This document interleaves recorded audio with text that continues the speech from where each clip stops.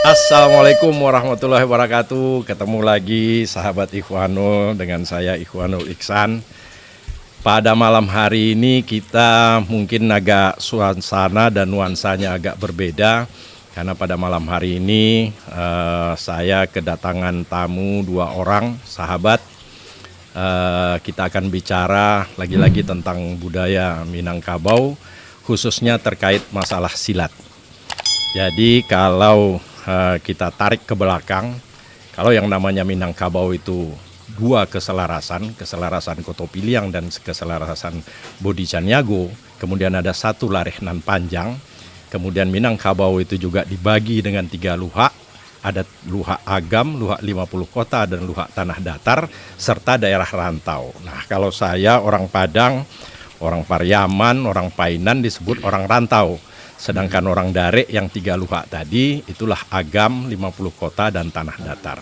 Nah, malam hari ini tamu saya 2 orang ini dari luhak Agam. Jadi kalau luhak Agam ini kalau di Pekanbaru ada perkumpulannya ya Pak Dia. Itu namanya IKLA, Ikatan Keluarga Luhak Agam. Bukan berarti Agam lebih dibanding yang lainnya, tidak, karena ini hanya pertama aja kebetulan pada saat ini bisanya ketemu dengan orang Agam. Mudah-mudahan minggu depan atau hari-hari berikutnya saya juga akan mengundang tamu atau rekan dari tanah datar dan dari 50 kota. Bahkan mungkin dari daerah rantaunya juga saya akan undang, kita bicara tentang masalah adat budaya Minangkabau. Sahabat Ikhwanul, pada malam hari ini sebagaimana yang saya sampaikan tadi, kita lebih sedikit mengarahkan ke terkait masalah silat Minangkabau. Karena terus terang saja menjadi semacam kegalauan atau menjadi semacam pemikiran. Demikian banyaknya, hampir setiap hari kita lihat masuknya budaya asing, dalam tanda kutip loh ya, bela diri asing, sedangkan bela diri tradisional yang memang milik kita sendiri ini makin lama makin pudar, makin lama makin redup. Kalaupun ada, biasanya lebih tersembunyi, lebih kepada di daerah masing-masing atau di komunitas masing-masing. Sangat sulit melihat seperti di era 80-an misalnya, hampir semua desa, hampir semua kelurahan itu ada sasaran, ada tempat orang latihan silat. Tetapi kalau sekarang mungkin memang sudah agak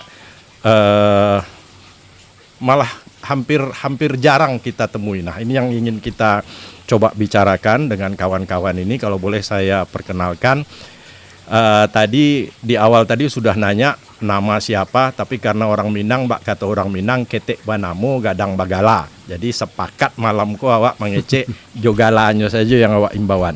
Sebelah kanan ambo ko nan sirah ko sirah Agam mana ko ya? Agam mana kan? Sirah bendera. Iya, sirah bendera kan gitu. Nah, iko galanyo Endah Bandaro. Endah Bandaro. Sedangkan Bapak yang sebelah kiri Sultan Hidayah. Nah, ambo sendiri suku Sikumbang, ambo Bagala Malin Batuah. Nah, bapak-bapak baduo, iko tadi ambo sampaikan terkait dengan masalah silik ko memang lah agak jarang. Yang pertama mungkin ke Pak Sultan Hidayah dulu go. Sepanjang yang maksud Pak Sultan Hidayah temui kini ko, dari sejak dahulunya kira-kira apa masalahnya ko, atau memang ambo yang salah barangkali, ternyata memang sebenarnya masih banyak aja, masih sah-sah saja, masih ramai gitu kan. Kira-kira ko Pak Sultan Hidayah. Jadilah angku Malin Batuah ya. Iya. Kalau tadi ada mengatakan bahwasanya silet dan kebudayaan Minangkabau tadi itu akan ada pergeseran di generasi kini, yaitu dengan masuknya era globalisasi. Maka tidak menutup kemungkinan minat daripada generasi muda tadi itu kurang untuk mempelajari silet Minang tadi. Maka jauh-jauh hari sebetulnya di zaman-zaman katakanlah kita ambil dulu di zaman Buya Hamka atau mungkin orang-orang tua kita dulu, kenapa silet tadi itu diutamakan? Karena yang pertama untuk merajui hubungan silaturahmi, untuk merajui hubungan silaturahmi antara suku dengan umpamanya si Kumbang dengan Guci itu dalam satu kampung. Kemudian juga merajui hubungan antara jorong dengan jorong yang lain. Dan itu dilaksanakan biasanya itu setelah salat Isya di masjid, maka para generasi muda tadi itu, pemuda-pemuda pada waktu itu tuh, itu belajar ataupun itulah menimba ilmu untuk mengembangkan kesenian yang ada di Itu daerah Pak Sultan masing-masing. Hidayah sempat mengalami itu. Itu mengalami. Jadi waktu ketik-ketik Waktu dulu, ketik-ketik. habis sholat maghrib atau sholat isya, Habis salat maghrib mengaji mengaji sampai isya, sampai Isya, kemudian setelah salat Isya turun dari waktu surau kan. ya, Setelah salat Isya turun ke halaman surau. ya, Nah di situ ada dua kesenian itu, makanya mau sampaikan tadi itu lain lubuak lain padang lain ikan apa lain lubuak lain ikannya lain padang lain belalang. Jadi setiap kenegarian itu tentu bermacam-macam ya. jenis kesenian. Jadi kalau umpamanya dikatakan di Tanjung Raya secara umum itu ada dua kesenian tadi itu, kesenian tambue, tambue ya. tambur, Ya kalau ditambur semacam kan, gendang gitu ya. ya. Oke. Jadi diawali dengan tambue tadi itu. Ya. Nah kemudian baru Baraja Basilek. Nah Baraja Basilek tadi itu kalau yang pernah mau rasakan dan pernah mengikuti itu ndak bisa umpamanya kan itulah Baraja Langkampe. Jadi ada kawan, ada pasangan masing-masing itu ndak bisa langsung main. Sebelum langkah dilangkahkan, sebelum silek dimulai, itu tuh ada carano terletak di atas meja. Nah, karena pengertian carano tadi itu adalah kepala basa-basi. Ya. Jadi silek pun kalau seandainya balawan umpamanya kampung A ke kampung B bersilek, kemudian ada rasanya akan berselisih atau mungkin kan main yang sesuka-sukanya. Itu yang akan memisahkan nanti kan carano tuh. Nah, maka diletakkanlah carano itu ke tengah. Orang seluruh pemain tadi itu paham tuh. Ya. Kalau carano ke tengah berarti itu selesai itu poin tadi. Ya. Jadi sebelum silek tadi dimulai tadi itu carano tadi itu disambahkan. Artinya ada tidak sambah siriah kan. Ya. Itu tentu tidak panjang. Kalau panjang tentu habis waktu Ya, itu. ya. Nah setelah persambahan siriah tadi itu dilakukan, barulah yang guru tua tadi itu masuk ke sasaran. Ya. Nah masuk ke sasaran biasanya guru sama guru dulu. Oh. Itu kalau itu yang merasakan, Ya. yang merasakan itu guru sama guru dulu. Nah, itulah yang membuka langkah tadi itu kan. Nah kemudian setelah guru tadi itulah mainnya berdua guru sama guru tadi itu, barulah dipersilahkan anak-anak didik tadi itu yang mana yang ingin belajar tadi itu. Jadi kalau Pak Malin Betua bertanya, dan memang ikulah mungkin kendala awak bagi orang Minang untuk era kini. Ambo rasa yang itu tu tidak bersuai dah. Ambo kalau di Pekanbaru ambo yang mencari dan merasakan itu harimau lalok. Harimau lalok tu nya ke Baraja Sulit itu waktu masih sampai kini itu masih pakai carano orang. Itu di daerah mana tuh? Dia apa kan kalau dulu ambo dia apa di Intang Korong tu latihannya lah. Oke. Intang Korong harimau lalok tu. Itu Oke. masih pakai yang lamanya kan. Oke. Jadi kini ada cie Sultan Hidayah. Ada pameo atau ada satu falsafah dalam silat Minangkabau. Mancak di galanggang, Iya. basile di muko musuh. Jadi sebenarnya kalau pemahaman ambo ya, Iya. yang awak caliak, sado yang awak caliak baik di TV, di film, atau di galanggang, atau di sasaran, atau di tempat latihan apapun yang namanya silat itu masih yang namanya mencak, Iya. pencak silat. Tapi kalau yang silat Minangkabau itu sebenarnya mungkin tidak akan pernah kita lihat lagi karena yang namanya silat Minangkabau itu hanya keluar ketika di depan musuh gitu. Nah, apa pendapat Pak Sultan Hidayah tuh masalah itu tuh? Kalau menurut ambo, dalam pengertian silat tadi itu kan berarti kan dua versi itu. Nah, Yang pertama mencak silat, ya, pencak pencak silat, silat, dan kemudian silat. silek. Ya. Silek kan. Ini ada dua. Yang pertama di lapangan, Mm-mm. yang kedua duduk. Mm. Jadi kalau yang sabana silek itu kan itu, yang duduk tadi itu. Mm-mm. Artinya gitu pengertiannya kalau mau yang musimak yang silek diam tadi itu kan. Ya. Nah, bahasanya gitu.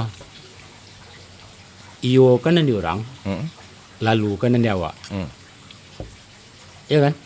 Iyo kanan di orang, lalu kanan di awak. Pengertiannya itu kalau umpamanya orang merantangkan tangan, awak harus ikut alur orang tadi itu. Harus ikut alur orang tuh supaya awak jadi makannya. Nah, jadi masuk awak ke langkah orang. Nah kemudian di situ awak baru mengambil kesimpulan kamu kadi bawah. Ya. Nah, jadi kalau umpamanya di sasaran itu tentu tidak akan diuraikan oleh guru, Ya. tidak akan diuraikan kan. Cuman kalau sudah latihan awak itu kan di dua tuh. Ya. Nah itu tuh mungkin ya kulit-kulitnya lah baru yang diajar di surau tadi itu ya. Gitu. Tadi itu. Oke. Jadi kesimpulannya kalau memang ingin masak dalam baraja bersilet, Ya. memang bukan di sasaran. Bukan sasaran. Artinya bukan barami-rami. Ya.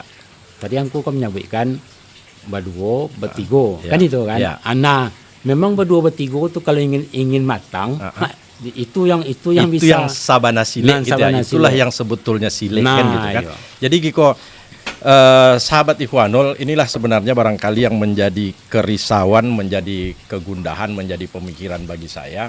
Kalaulah betul selama ini yang kita pakai ada falsafah atau ada kaidah bahwa pencak silat, mencak itu digalanggang, itu keluar hanya pencak silat, tetapi persilat itu di depan musuh. Nah, kapan lagi kita mau ketemu musuh kan gitu? Pada zaman sekarang. Kalau zaman dulu mungkin masih kelihatan mana yang harimau, mana yang kumango, mana yang strala, mana yang silek tuo, silek harimau. Semua masih bisa kelihatan. Kenapa? Pada zaman itu memang orang Belanda banyak, musuh banyak. Kemudian setiap mereka pergi merantau, mungkin saya sambung apa yang disampaikan Pak Tanidayah tadi.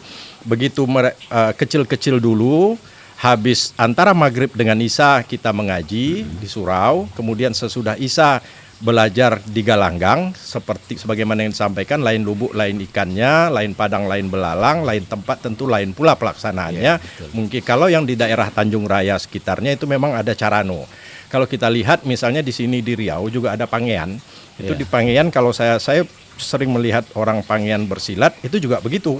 Jadi selesai main atau mau mulai main itu ada sesuatu di tengah lapangan, itu duduk bersama saling bersalaman guru dengan murid. Sesudah itu baru main, ditutup lagi di situ lagi, gitu ya. Berarti habis masalah, jangan ada dendam, jangan ada apa. Iya, betul. Nah, cuman yang silat tadi itu memang akhirnya sekarang apakah silat ini yang benar-benar silat ya? Itu apakah memang masih ada gitu?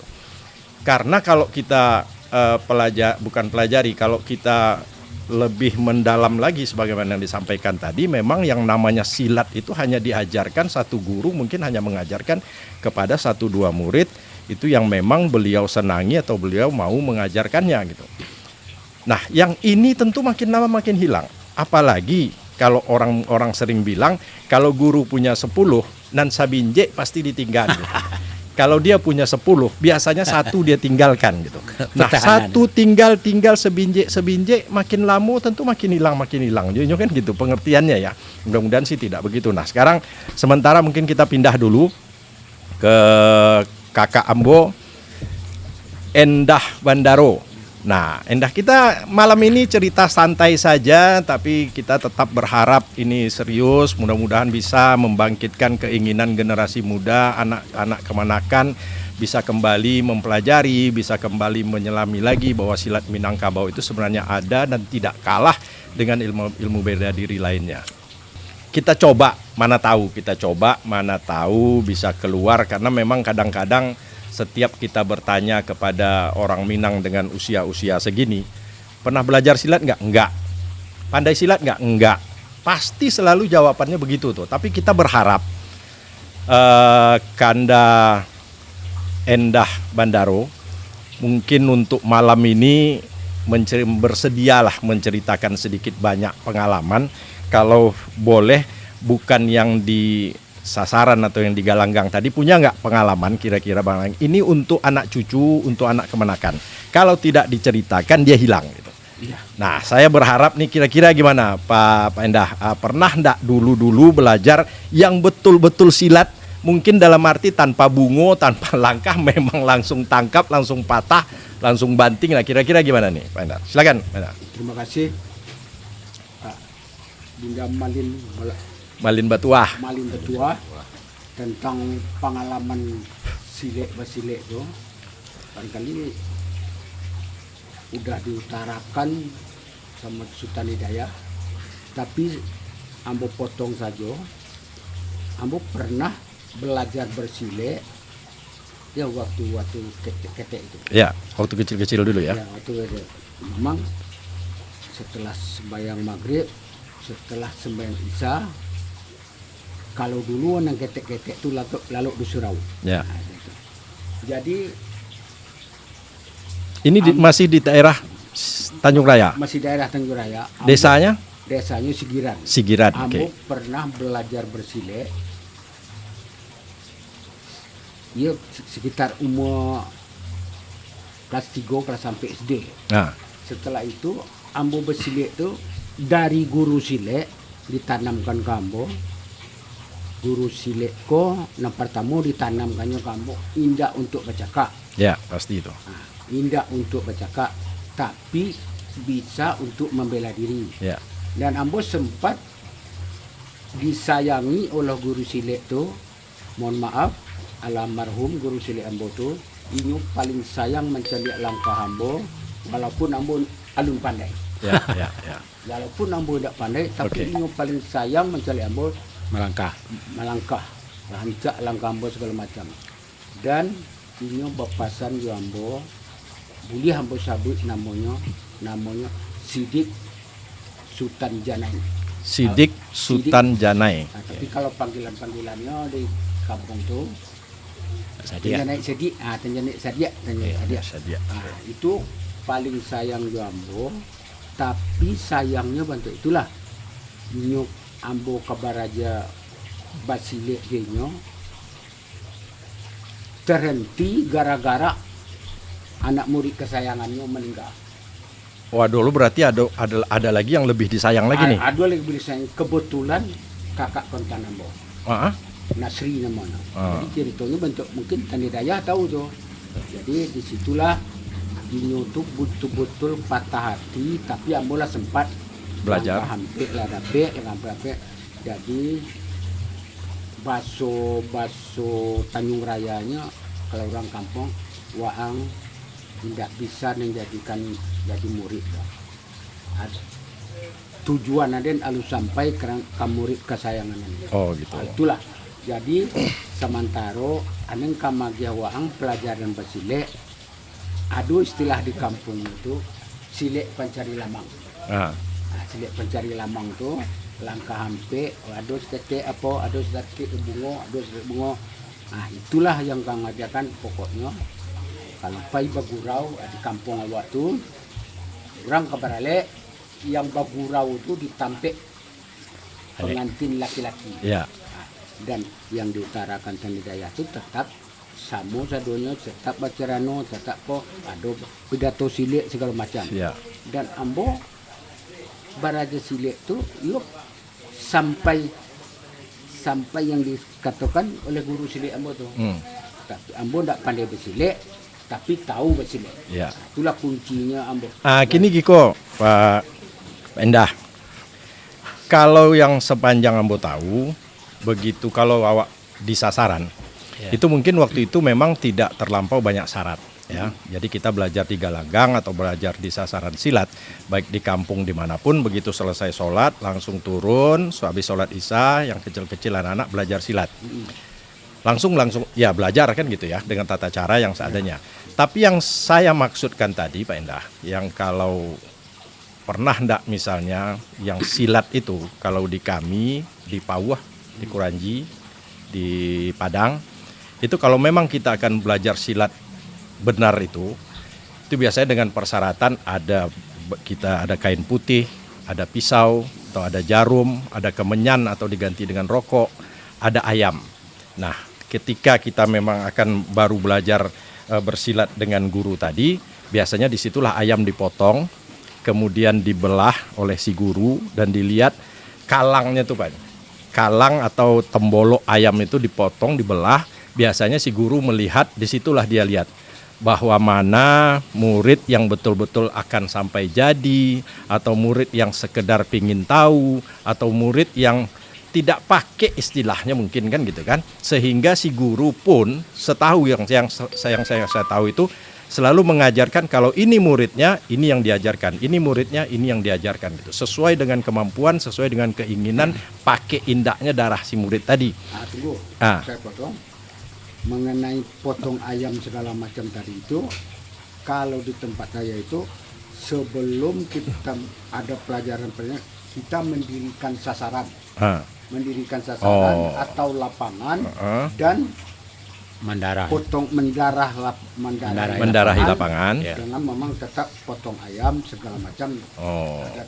Jadi mungkin caranya yang berbeda tapi tujuannya tetap sama. Maksudnya didarahi dulu sasaran. Jadi istilahnya. Tapi kalau yang Ambo tadi enggak, Pak. Jadi bukan ini memang betul-betul belajar langsung dengan guru itu 1 atau 2 orang di rumahnya tengah malam. Jadi selesai latihan di sasaran, biasanya si guru tuo atau tuo silek tadi masih melihat-lihat, hanya sekedar memandang-mandang. Tapi yang benar-benar kami belajar itu memang dibawa di rumahnya atau di tengah sawah. Itulah yang saya utarakan tadi. Karena murid tersayang. Ya itu dia. Murid tersayang meninggal, saya tidak. Semacam patah hati lah beliau tuh. Yang kalau Angku Sidik tadi itu ya. Angku Sidik tadi itu setiap membawa murid yang sudah dinilainya ini akan jadi, tetap di rumah belajar. Dan belajar. Dia mau mengajar itu tidak lebih dari 1 orang, hanya 1 orang. Dan saya itu sudah 80% akan menjadi muridnya. Tapi karena murid kesayangannya yang belum jadi meninggal. Itu yang kakak kandung tadi. Ya, yang meninggal, patah hati. Semuanya orang mau belajar bersilat dipindahkan ke guru lain. Dijadikan ke adik kandungnya si dia tadi. Ada lagi adik kandung Sidik ini. Endah Hadi. Nah, itu. Jadi barangkali Kandidaya juga tahu. Walaupun barangkali kalau di segi duluan belajar bersilat, bukan tahu bersilat, mungkin saya duluan dari paham. Tapi Kandidaya itu mungkin lebih bisa. Dan sedikit lagi tambahan saya tidak jadi bersilat itu, diajar aja lah menarik gelombang. Tarik gelombang. Itu biasanya kan ada silat tarik gelombang. Kalau ada berandai. Bukan berandai. Tarik gelombang. Lain lagi.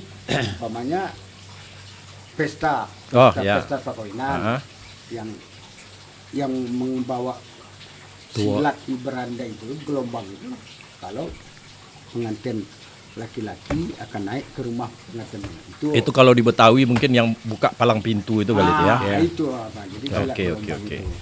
Nah, sekarang Pak Tandidaya, kalau boleh secara umum, karena kami tahu yang kita tahu itu misalnya di daerah Tanjung Raya atau daerah Agam itu ada silat harimau, kumangu ado, strala ado, bahkan ada salah satu yang Tanamo itu namanya Inyek Danau. Danau itu ya, daerah Tanjung Raya sampai sekarang masih top lah namanya, masih sangat paham tentang silat itu.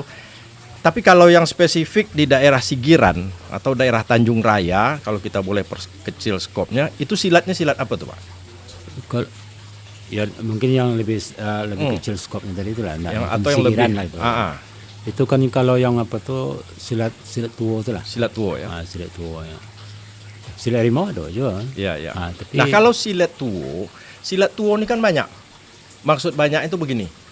Di Agam ada, di daerah tanah datar di Lintau pun silat tuo, di Painan pun ada silat tuo, kami di Pauah Kuranji ada silat tuo juga gitu kan. Nah ini silat tuo kok baa yang sebenarnya kok.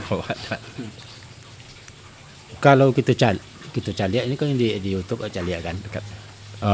Yang masalah silat tuo tadi. Ya. Itu sebenarnya langkah. Langkah. Itu hampir sama saja. Mm-mm. Hampir sama saja apa. Tetap posisinya kan di langkah hampir ya apa. Ya. Cuman cara membawa kan itu mungkin ada perbedaan. Namun pada intinya kalau menurut yang awak simak, rasanya itu sama saja. Oh gitu. Sama. Kalau menurut aku sama.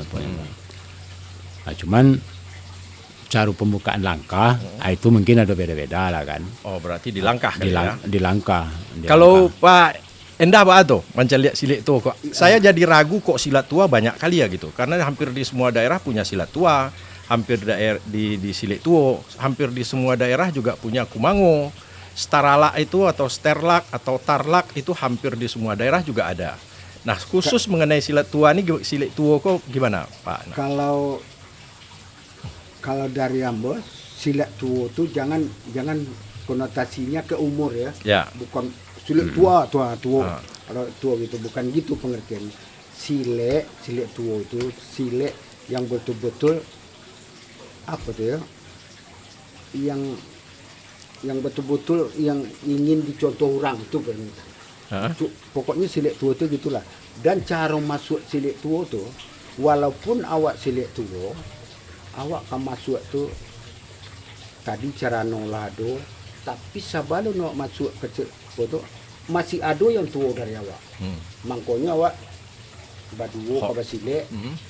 Sebelum masuk ke tengah tuh ada orang yang awak salami. Ya. Kau salami sekian. Oh. Aduh itu lebih ke filosofinya, lebih ke jadi, filsafatnya. Jangan awak melangkah itu Di atas langit masih ada langit, kira-kira begitu ya. Barangkali baru awak masuk tuh bisa awak cari. Okay. Kau orang yang dihormati, kau sekitar 5 atau 6 orang awak artinya minta pertama minta permisi, minta permisi. Jangan salah melangkah, jangan salah seenaknya jalan. Bisa. Oke.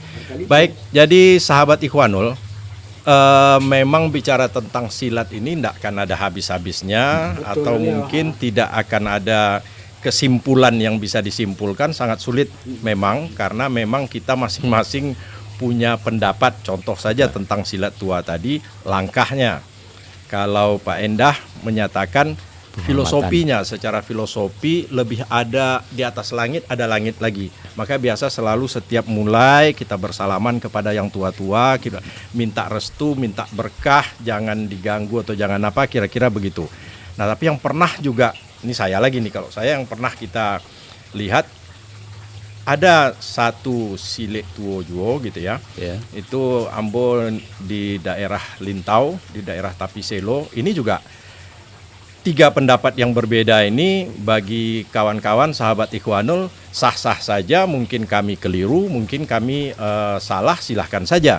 Tapi ini berdasarkan pengalaman yang kita alami gitu. Nah kalau di Tapiselo ada sasaran silat kalau sampai Koto Tangah Lintau, belok kiri ada desa Tapiselo. Di situ ada kolam letter L, kolam kalau orang sana itu kolam keramat, kolam yang sudah sangat tua, itulah kolam Tuanku Lintau. Jadi dalam kolam itu nggak salah sampai 10 meter. Karena tingginya Tuanku Lintau itu dapat kita bayangkan kolam-kolam tempat dia mandi itu begitu. Nah, di daerah itu. Kalau di situ yang silat tuo di situ, memang tangan nggak ada buka sama sekali.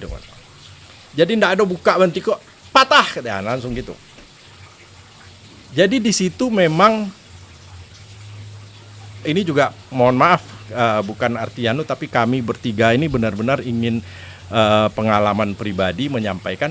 Tapi kalau orang di situ yang buka tuh langsung seperti ini.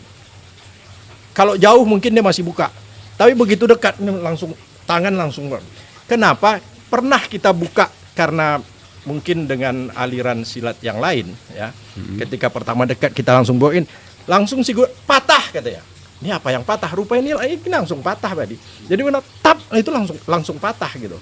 Jadi kalau boleh saya menyampaikan salah satu bentuk lainnya bahwa silik tuo yang pernah saya lihat itu mungkin saya sama dengan Pak Endah Bandaro ini bahwa tidak pernah belajar sampai khatam, tidak pernah sampai tuntas, tapi setidaknya sebagai orang Minang kami Pernah tahu, belajar. apa itu silat, kira-kira begitu. Nah, jadi yang pernah kita lihat itu memang betul-betul begini dan langkah itu jelas, hampir tidak ada yang bermain atau begini, itu hampir tidak ada.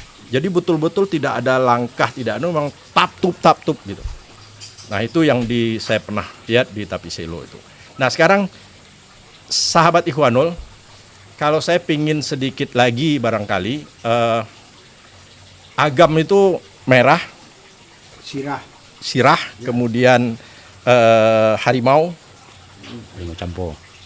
Nah, yang pernah enggak Pak Endah atau Pak Tan Hidayat melihat harimau itu di lapangan, di sasaran tuh? Atau pernah enggak belajar langsung dengan harimau? Atau ceritanya mungkin. Jadi kalau yang secara langsung, enggak. Enggak ya. Nah, enggak. Cuman iko Pak yang kalau orang sedang beraja basile, ya kan, itu kan dibuatkan pelantau tuh untuk Ya, apa? Kan? Ya, agak tinggi. Ya, agak tinggi. Jadi biasanya guru-guru tua-tua silik duduk di atas ya, itu. Ya. betul. Jadi sebelum orang mulai melangkah tadi itu, sebelum silik kali mulai, guru tadi lah lagi peringatan.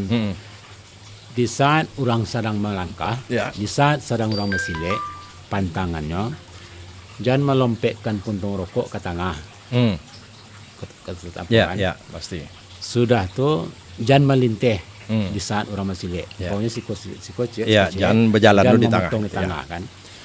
Sebab kalau itu dilakukan dan yang dua itu dilakukan tadi, itu ikut tuh. Kejadian tuh secara kebetulan namun ndak waktu itu tuh ndak ikut hadir di sasaran tuh. Tapi di era Ambo tuh ada kejadian tuh ada. Jadi begitu puntung rokok tuh dilompetkan. Yang memang inyak malompek inyak gitu ya. Inyak tuh langsung lo Nah, ini maksudnya inyak itu kita nggak sebut sebagai harimau. Jadi kearifan lokal di kampung kita tuh nggak pernah kita bilang harimau gitu, nggak. Kita panggilnya inyak balang. Nah, kira-kira. Lanjut Pak Standar. Nah, jadi begitu puntung rokok itu sampai di tanah, ini pun ikut melompat. Nah, cuman kejadian yang waktu itu tuh ndak ikut latihan kan. Tapi kawan-kawan seluruh itu nampak gitu ya. Itu sekitar tahun berapa itu, Pak? Tahun 68 lah. Wah, 68 ya masih lah. Kalau 68 masih pasti. Jadi kalau di tahun-tahun 60-an tuh, tahun 60-an sampai tahun 70 ya tahun 70 lewat lah kan. Itu syarat-syarat tuh sangat dipatuhi oleh pemuda-pemuda itu sangat dipatuhi. Next kini itu ndak ada lagi kan. Ndak ada lagi selalu pantangan. Kalau dulu tuh paling pantang kalau punya orang sedang melangkah melintih ke tengah atau membuang puntung rokok, itu paling tidak boleh. Oke. Terakhir barangkali karena kita waktunya juga terbatas, bagaimana saya bilang kok dirantang sama panjang elok diputar naknya singke. Kalau kita panjang nih banyak sekali terkait masalah ini, nggak akan tuntas. Satu malam kita bicara sampai besok subuh pun pasti masih ada cerita tentang terkait silat. Jadi terakhir nih Sultan Hidayah, himbauan, harapan ke depan ini bagaimana nih Mas Hidayah? Supaya silat kita ini nggak hilang atau bisa kembali lagi seperti era 70-80-an itu kira-kira gimana Pak Sultan Hidayat? Himbauan kepada generasi muda daripada kami dan tua lah, yaitu Ambo dan tua banale dong ya? Enggak, kalau Ambo itu satu kan. Jadi himbauan tuh yang pertama sekali untuk generasi muda Minang, kiranya dapat kita untuk untuk baraja ataupun mendalami kembali itu silat Minang Nanado di daerah kita masing-masing. Sebab tanpa kita dalami, tanpa kita pelajari, tentu itu tidak akan mungkin bisa kita kembangkan. Tanpa baraja tentu kita tidak mungkin akan dapat ilmu tadi itu. Jadi hamba berharap kepada generasi muda kalau boleh mungkin Ikatan Keluarga Luar Agam atau lebih khusus lagi generasi muda Tanjung Raya. Mari sama-sama kita bukakan lubuk hati kita yang paling dalam. Baik di kalangan yang tua-tua dan pandai ataupun yang mempunyai ilmu silek, turunkanlah karena muda-muda. Karena ilmu ko bisa dipeturun pananya. Ya. Kalaulah seandainya ilmu ko tidak dikembangkan, maka tidak menutup kemungkinan silek ko akan punah di negara asal kita masing-masing. Mungkin itu yang dapat saya sampaikan. Oke, itu dari orang tua. Kalau kini dari tua alun mudo talampau. Pinang mudo sirahikuan. Siapa nanti lihat. Nah, anu pesankan dah, singkat Mungkin dah. Menyambung dari Sultan Hidayah tadi, sebetulnya memang harapan-harapan itu Sampai sebenarnya. hendaknya sampai barang, cuman untuk pelaksanaannya, implementasinya nanti ya dari awak yang tua-tua juga kama apa kan, apalagi awak tinggal di kota kok, pengaruh kota kok lebih apa namanya, berpengaruh. Jadi awak menghimbau ke anak-anak itu, barangkali anak-anak bukan ambo, penjelasan ambo agak simpel aja ya. Orang lebih suka latihan karate atau judo umpamanya. Tapi kalau imbauan khususnya untuk adik-adik ambo yang skala kecil aja lah, Tanjung Raya aja lah, kecamatan. Ya. Dan memang luar agam, Ya. tapi apa kecilnya ya Tanjung Raya. Ya kemungkinan kalau ada keinginan ya bisa yang banyak yang bisa ambo perhatikan ada dari rekan-rekan bisa juga banyak yang bisa bersilek walaupun minimal untuk maju anak-anak ya Cukup lah gitu ya. itu masih bisa. Masih bisa, oke. Baik. Jadi barangkali itu dari ambo kan Ya. pengharapan ambo cuman itu, kali lagi kita kembangkanlah supaya jangan hilang begitu saja. Betul juga kata Sultan Hidayah tadi, tidak tentu saja hilang aja. Ya, barangkali masih banyak yang harus disampaikan, apa yang pengharapan awak itu ya sejauh kemampuan awak lah, Oke. merangkul anak-anak adik-adik yang ada di kota. Oke. Ya, terima kasih.